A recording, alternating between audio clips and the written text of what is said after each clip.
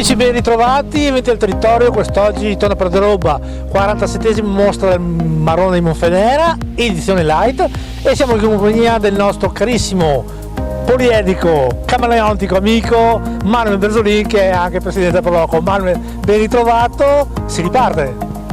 Sì Luigi, tanto grazie Luigi, grazie a tutti quanti voi. Si riparte finalmente dopo ben 2 anni di pausa. Abbiamo cercato di riproporre un prodotto che fosse comunque rispettoso delle normative e quindi abbiamo realizzato una festa light leggera, alleggerita rispetto al capannone che c'era una volta, però il prodotto, Luigi, tu lo puoi confermare, il prodotto è veramente valido. Quindi da quella roba, rispettiamo le prescrizioni. Ora non ce l'ho, ma mettiamo la mascherina. Siamo a distanza debita, quindi si può anche il fare. Green Pass è obbligatorio e noi ci credevamo. È stato difficile, fino a qualche mese fa sembrava una cosa impossibile da realizzare perché le prescrizioni sono veramente tante e a carico di noi volontari.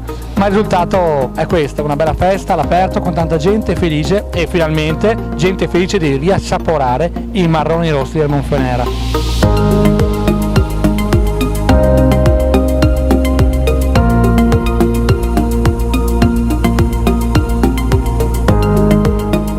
E a proposito di meloni rosti, voi ci avete creduto, la gente ha risposto, dietro di noi c'è poca gente, ma perché?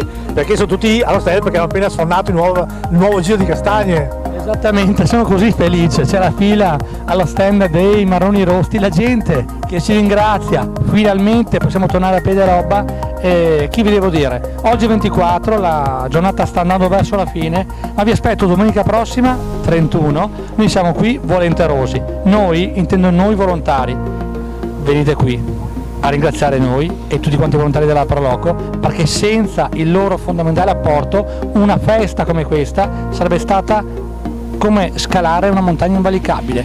Perciò venite, dateci una mano, dateci il vostro supporto, il vostro sorriso, abbiamo bisogno della vostra carica. E noi di Eventi del Territorio ti ringraziamo a Manuel per l'invito che anche quest'anno hai voluto darci, e in bocca al lupo per oggi e per domenica prossima. Assolutamente, grazie Luigi, vi aspetto domenica 31 e l'anno prossimo sotto la mega tensostruttura. Grazie a te.